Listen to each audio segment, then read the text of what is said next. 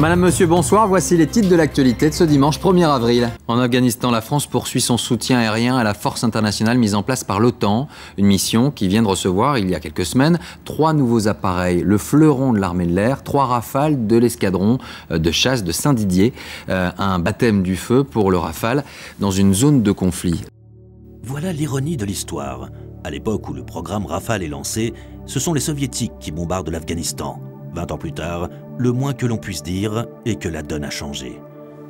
Un convoyage soigneusement préparé, avec une escale technique sur la base aérienne de Djibouti et 3 ravitaillements en vol, ont conduit les Rafales de l'Europe occidentale à l'Asie centrale. Consommation, autorisation de survol, terrain de déroutement, météo, la préparation du vol ne laisse rien au hasard. Saint-Dizier-Douchambé ou Saint-Dizier-Kandahar peut se faire d'un seul coup d'aile avec des ravitaillements en vol. Cette pratique est à présent bien rodée dans l'armée de l'air qui dispose d'avions ravitailleurs C-135FR et KC-135. Aujourd'hui, tous les avions de combat de l'armée de l'air sont ravitaillables en vol et rares sont les opérations aériennes qui n'en font pas emploi. Le ravitaillement en vol est devenu indispensable, mais il reste un exercice de précision. L'avion se place en position d'attente, aux ordres du ravitailleur. Quand il y est autorisé, il va se rapprocher lentement, avec une vitesse relative de quelques kilomètres/heure.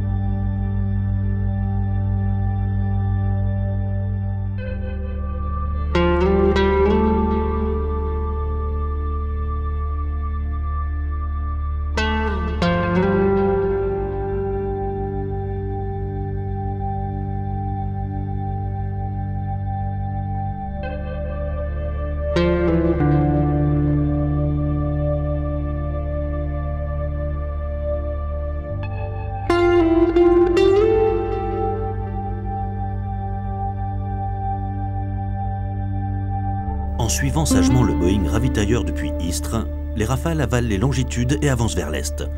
L'Adriatique, les frontières de l'Europe et la Méditerranée laissent rapidement la place au paysage désertique de la Corne de l'Afrique. Après l'escale technique à Djibouti, c'est la remontée vers le nord pour rejoindre l'Asie centrale. Les avions glissent sans effort. Du bout des doigts, le pilote forme les trajectoires. Le Rafale est confortable et sa climatisation efficace. Le vol est rythmé par la nourriture, sandwich, barres chocolatées et beaucoup d'eau pour ne pas se déshydrater, mais aussi par les ravitaillements.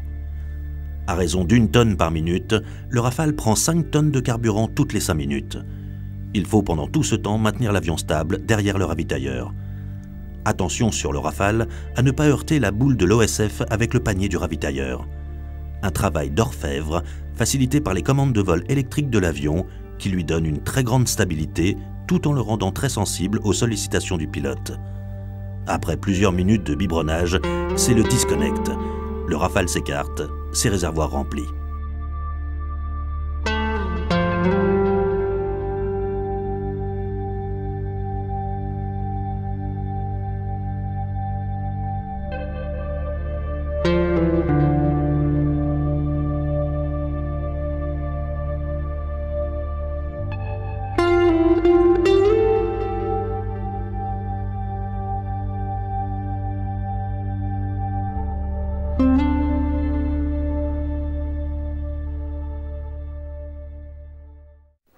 Les cartes ne mentent pas. Celle de l'Afghanistan montre un pays enclavé, sans accès à la mer. Un pays de montagne, fait de poussière et de chaleur en été, de froid terrible en hiver. Un pays rude qui a façonné ses habitants. Y faire la guerre ou y faire la paix n'est pas chose aisée. Les intérêts divergents des familles, des tribus et des clans sont exacerbés par les trafics en tout genre et les tiraillements régionaux et religieux. Progressivement, le théâtre afghan est devenu de plus en plus dangereux. L'hélicoptère qui permet de s'affranchir des embuscades et des reliefs est roi. Mais se réfugier uniquement dans la 3e dimension serait pourtant une grave erreur. Il est indispensable de rester au contact du sol et de ses habitants. Les troupes françaises s'efforcent de le faire en conduisant des patrouilles conjointes avec les forces de sécurité afghanes. Fin 2008, 41 pays participaient à divers degrés aux opérations de la Force internationale d'assistance et de sécurité en Afghanistan. Plus de 50 000 soldats au total, opérant sous un mandat de l'ONU, auxquels viennent s'ajouter 3 000 militaires américains déployés par le Pentagone dans le cadre de l'opération Enduring Freedom. Le camp de Warehouse, sous contrôle français, est posé à une dizaine de kilomètres de Kaboul, en bordure de la route menant à Jalalabad. Au-delà du camp, lorsqu'on regarde vers l'Est et le Pakistan, commence la zone de tous les dangers. La sécurité du camp et de ses occupants est une préoccupation de tous les instants. Le bataillon français, qui est principalement armé par le 126e régiment d'infanterie qui vient de Brive-la-Gaillarde, appartient au dispositif français en Afghanistan. Les principaux acteurs de ce dispositif sont d'une part le détachement aérien qui est à Kandahar. Le bataillon français n'a pas de relation de travail habituellement avec ce détachement, mais ce sont ces avions qui participent à l'appui aérien du bataillon. Appui aérien qui, s'il est nécessaire, sera contrôlé et dirigé par les contrôleurs tactiques que la France a mis en place auprès de l'ISAF. Kandahar est la principale base des forces de l'OTAN dans le sud de l'Afghanistan.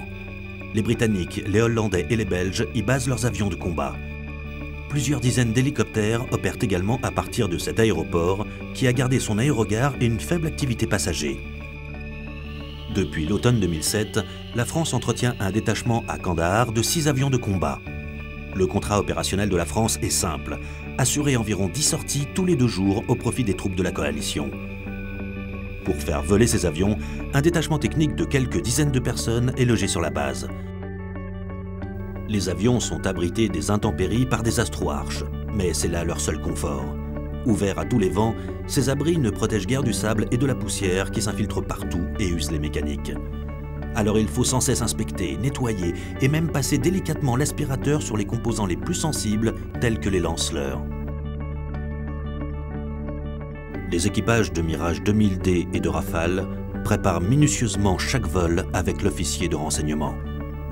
Le commandant d'unité témoigne. Les missions de combat, c'est la finalité du métier de pilote ou de navigateur de combat. Et c'est quelque chose de très particulier qu'on ne peut pas vraiment comparer à l'entraînement. Disons qu'on peut scinder ça en 2 parties. La partie avant le vol et la partie pendant le vol. La partie avant le vol, c'est vraiment la partie où on se pose le plus de questions.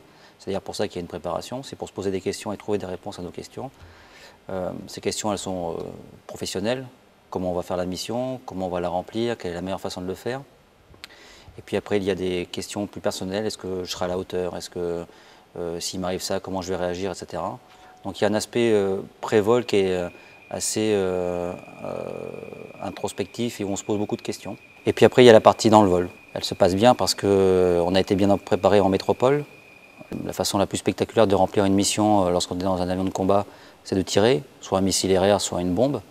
Mais c'est également d'autres aspects un peu moins spectaculaires, comme peuvent l'être les passages très bas et très vite, qui sont des actions dissuasives et dont l'objectif est de dissuader les éventuels assaillants de poursuivre leurs actions. La priorité avant tout, dans une mission comme celle qu'on réalise en ce moment en Afghanistan, c'est d'éviter tout dommages collatéraux et tout tir fratricide. Entendez par là un tir sur des membres de la coalition.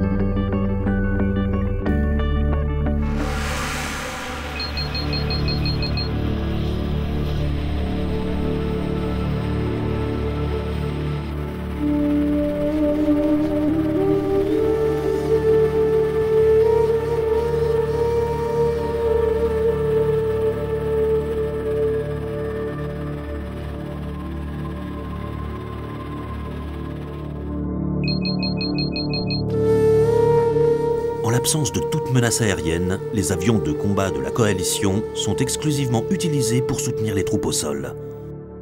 Mais ordonner un bombardement, guider des avions et désigner des cibles est une responsabilité très lourde qui n'est confiée qu'à des soldats spécialement formés. Le TACPI est constitué de contrôleurs aériens entourés de quelques commandos lourdement armés pour assurer leur sécurité. Dans les combats souvent confus, le TACPI est le chaînon essentiel entre les combattants au sol et les avions en soutien.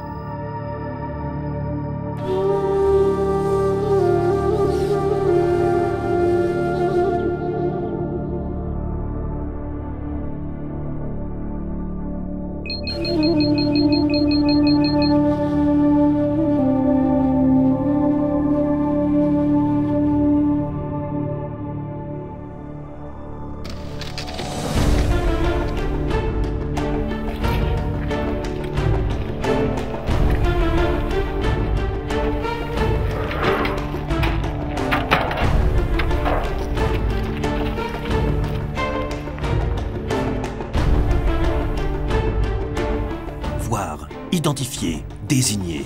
3 mots pour résumer le travail des contrôleurs avancés. Leurs outils, des optiques puissantes, des radios cryptées permettant les communications par satellite, des pointeurs, télémètres et désignateurs laser. C'est avec ces désignateurs qu'ils vont pouvoir assurer le guidage terminal des munitions de précision sur les cibles. Une responsabilité terrible. Et quand arrive le crépuscule, le travail continue à l'aide des JVN ou jumelles de vision nocturne. Les JVN captent les rares photons présents dans le milieu ambiant et les multiplient artificiellement pour reconstituer une image visible par l'opérateur. Les équipages des avions en disposent aussi, mais ils travaillent également avec de puissantes nacelles optroniques conçues pour scruter le sol à grande distance.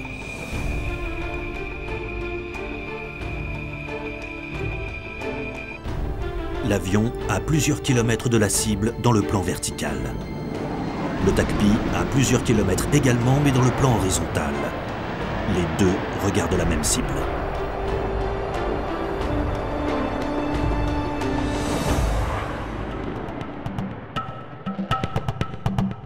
Snake.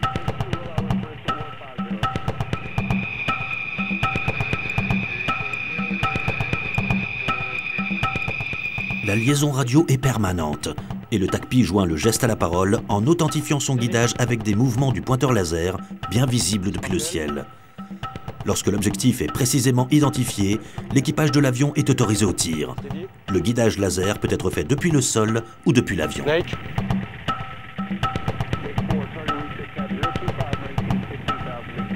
Ok, off.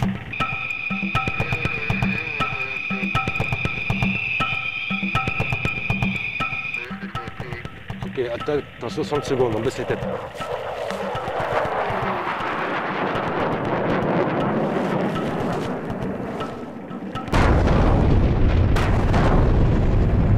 Target splash.